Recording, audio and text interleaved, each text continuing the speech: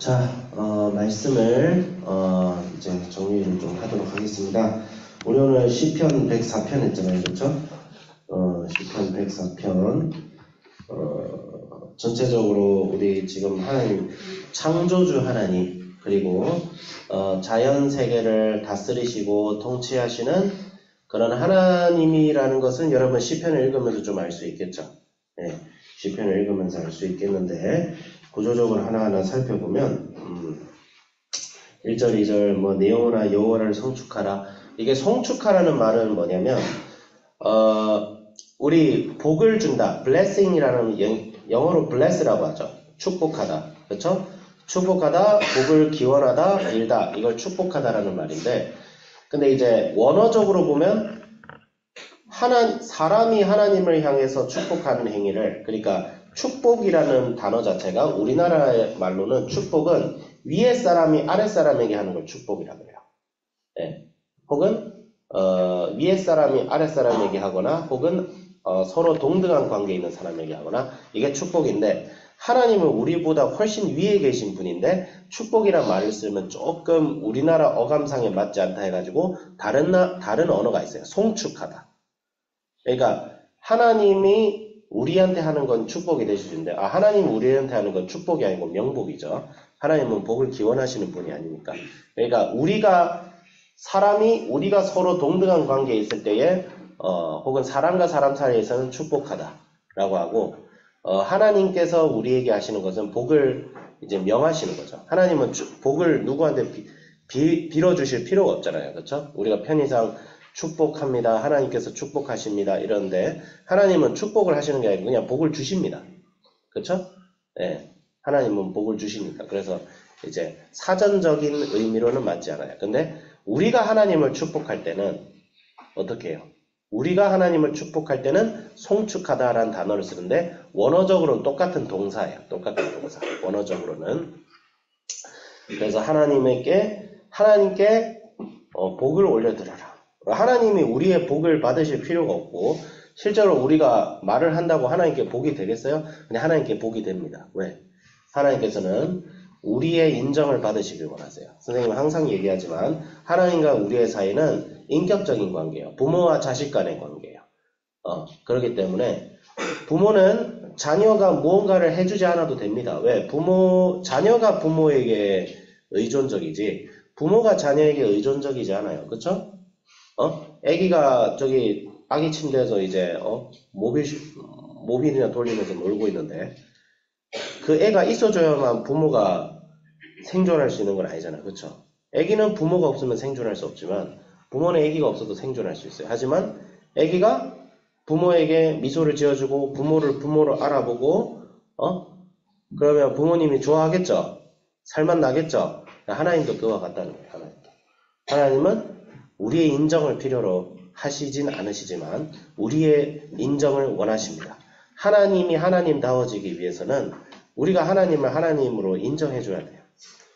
그래서 이 시편은 하나님이 어떤 분이신가를 인정하는 내용이에요. 하나님은 창조주이십니다. 하나님은 심히 위대하시며 존귀와 권위로 옷을 입으셨다.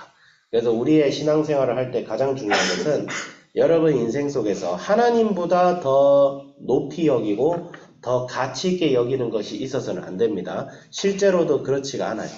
실제로도. 인간이 항상 그 하나님을 떠나서 인간의 본질적인 문제는 하나님을 떠났기 때문에 모든 인생의 문제가 발생하는 겁니다. 인간의 인생의 모든 문제는 하나님을 영화롭게 하지 않고 하나님을 영광스럽게 하지 않고 그분이 영광을 받으시기 합당한 분이신데 그렇게 하지 않고 맨날 떠나서 자기 멋대로 살려 하니까 행복하죠. 사람이 자유롭게 자기 멋대로 사니까 행복하죠. 그건 자유가 아니죠. 물고기가 물을 떠나가지고 육지로 가는 건 자유가 아니죠. 그건 미친 짓이라고 하죠. 인간이 미친 짓을 하는 거예요. 누구 때문에? 사탄이 아담과 하와를 유혹해가지고 야, 너 선악과 따먹으면 안 죽어. 하나님처럼 될 수 있어. 라는 최초의 미친 짓을 하는 그 DNA가 우리 속에 박혀있는 거예요. 영적 DNA가. 죄성의 본성이. 여러분이 아담과 하와가 선악과 따먹은 게 여러분 잘못은 아니지만 우리가 나쁜 짓을 할 수 있는 존재가 된 거야. 그래서 하나님께서 예수님을 보내셔서 다시 한번 하나님과 우리 사이의 그 관계를 회복하도록 하셨죠. 물을 자기 누가 들보를 얹으시면 이게 도대체 뭔 소린가 하는데 시적인 표현이에요. 3절부터 이제 쭉 이어지죠. 막 주께서 꾸짖으시니 물은 도망하고 주의 우레소리를 말미암아 빨리 가며 이게 뭐냐면 물이 자연히 섭리대로 흐르는 거예요. 물이 흐르고 그 다음 비가 내리고 그 다음에 하나님이 자연 만물을 만드시고 그래서 주께서 물의 경계를 정하여 넘치지 못하게 하시며 다시 돌아와 땅을 덮지 못하게 하셨나이다. 이게 뭐예요? 이게 뭐예요? 이게 무슨 소리예요? 야, 여러분 바닷물이 갑자기 육지를 막 덮어요? 안 그러잖아. 그 왜 그럴까? 하나님께서 바다와 땅을 만드시고 섭리하셔서 여러분이 자연 세계를 연구할 때 두 가지를 배워야 돼요. 자연 세계가 어떻게 작동하는지를 연구하는 건 과학이지만 이 자연 세계가 왜 존재하는지를 알기 위해서는 하나님을 알아야 돼요. 하나님께서 자연 만물을 만드시고 그 가운데 질서를 세우신 이유는 하나님께서 그 자연 만물을 통하여 그 피조 세계를 하나님께서 다스리기 위해서요. 그러니까 다스린다는 것은 구별하고 나누고 그 다음에 질서를 정하는 거예요. 질서가 없으면 다스릴 수가 없죠. 선생님 말이 조금 복잡하나? 기숙사에서 예를 들어서 사감쌤이 기숙사를 다스려야 돼. 그럼 규칙이 있어야 돼요? 없어야 돼요? 사감쌤이 지 마음대로 지 기분대로 에이 오늘은 기분이다. 야 12시까지 파리다 이러면 돼요? 안 돼요? 안 되잖아. 질서가 있어야 되잖아. 하나님께서도 자연 만물에 질서를 부여하십니다. 그래 하나님은 자연 만물에 질서를 부여하셨다.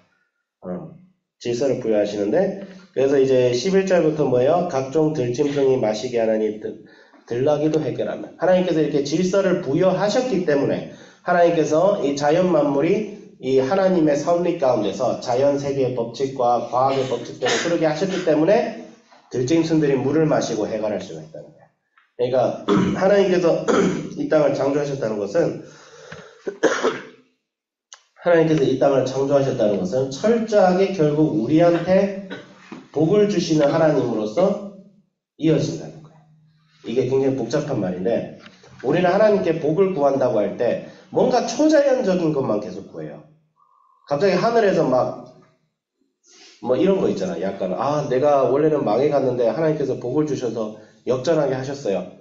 그런 복을 구하잖아요. 그렇죠?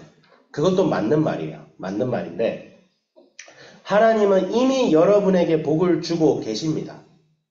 하나님께서 이미 여러분에게 복을 주고 계세요. 하나님께서 이 자연 만물을 창조하시고 여러분을 이 지구에서 산소로 호흡을 하면서 살고 밥을 먹고 이 땅에서 평화롭게 사는 것 자체가 이미 복이에요. 내가 살아 숨쉬는 것 자체가 복이에요. 이 심장이 아직 멈추지 않는 것 자체가 복이에요. 우리는 이미 복을 받고 있는 존재예요. 이게 시편에 아주 등장합니다. 물로 인해서 초목이 자라기 시작하고 그 초목의 풀잎들을 가축들이 짐승들이 먹기 시작하고 농산물들이 자라기 시작하고 그 농산물과 가축의 소생들 통해 누가 만족하게 되는가? 우리 같은 사람들이 그것을 먹고 마시며 만족하게 된다고 되어 있어요. 물이 없으면 어떻게 식물이 자라며 식물이 자라지 않는 땅에서 어떻게 가축이 키워지고 농산물이 자라고 그것이 없으면 어떻게 인간이 생존할 수 있겠어요. 하나님께서 이미 모든 자연 만물 속에서 우리를 복을 주고 계신다는 거예요. 사람들이 눈이 멀어가지고 자기가 누리는 것들이 누구에서 온 건지를 알지를 못하니까 뭔 짓거리를 해요? 환경 파괴하죠. 이 환경은 자기가 마음대로 할 수 있다고. 하나님 만든 자연 환경이 지금 난리가 났습니다. 지구 온난화가 맞다 틀리다 요즘 주류 학계에서는 맞다고 하는데 어느 쪽에서는 이거 음모다 이래 얘기하는데 중요한 건 뭐냐면 하나님이 만든 자연 세계를 소홀히 대하는 인간의 이 죄성을 하나님을 망각함으로써 생긴 거예요. 그거는 확실해요. 그래서 하나님을 망각하면 반드시 우리의 삶 속에 피해가 찾아올 수밖에 없습니다. 하나님의 망각하는 삶, 감사하지 못하는 삶, 불평하는 삶. 그런데 하나님이 창조주 되심을 믿고 그분이 우리에게 복을 주시고 우리로 살아 숨쉬게 만드는 생명의 근원이 되신다는 사실을 기억하면 우리가 인생에 두려워할 것이 없죠. 오히려 하나님을 더 의지하고 내 인생의 문제의 본질은 하나님과 우리 사이에 달려있다. 그 생각하고 하나님을 더 쫓는 삶을 살고 그래서 그렇게 믿음의 사람들은 어떤 고난과 역경이 찾아와도 주 여호와를 신뢰하면 하나님을 신뢰한다는 것은 아무것도 안 하고 막 막 시험 공부해야 되는데 공부 안 하고 저는 공부 내려놓고 기도만 하겠습니다. 이런 신앙생활을 말하는 게 아니에요. 결과를 하나님께 맡기고 절망하지 않고 최선을 다해 나아가는 삶이에요. 부정적이지 않는 사람을 말하는 거예요. 그래서 오히려 여러분 예수 믿고 신앙생활 하는 사람들이 오히려 더 적극적이에요.